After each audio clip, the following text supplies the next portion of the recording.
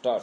सभापति महोदय, हमारे देश में गृह मंत्रालय और गृह मंत्री का कितना महत्व है, इसका अनुमान इसी से लगाया जा सकता है कि स्वतंत्र भारत में गृह मंत्रालय का भार सरदार पटेल ने स्वयं अपने कंधों पर लिया। विराम। सरदार पटेल का साहस, उनका उत्साह और उनकी बुद्धि तीनों ही हमारे गृह मंत्रालय के लिए आदर्श का काम कर सकती हैं। विराम।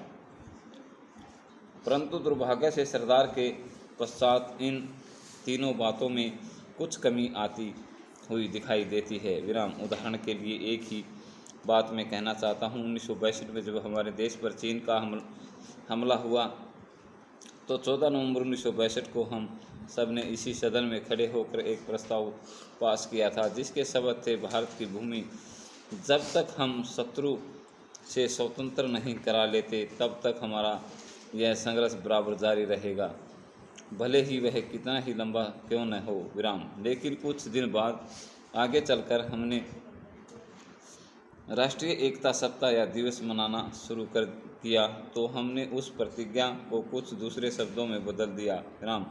उस प्रतिज्ञा के शब्द थे, मैं अपने देशवासियों के कल्याण संकल्प को दोहराता हूँ कि मैं अपने देश की आज़ादी तथा एकता की रक्षा करूँगा, चाहे इसके लिए कितना ही कड़ा और लंबा संघर्ष क्यों न करना पड़े। विराम। मैं राष्ट्रीय एकता तथा बल के लिए तन मन से काम करने की शपथ लेता हूँ। विराम। लेकिन इस बार राष्ट्रीय एकता सप्ताह के सिलसिले में एक छोटा सा प्रकाशन भारत सरकार की ओर से प्रकाशित हुआ। इस प्रकाशन में स्वयं इन्होंने लिखा कि 1962 में चीन द्वारा आक्रमण के बाद शपथ की भाषा में थोड़ा परिवर्तन कर दिया गया है और जो शब्द बदले गए हैं उनको भी मैं सदन की जानकारी के लिए सुनना चाहता हूँ।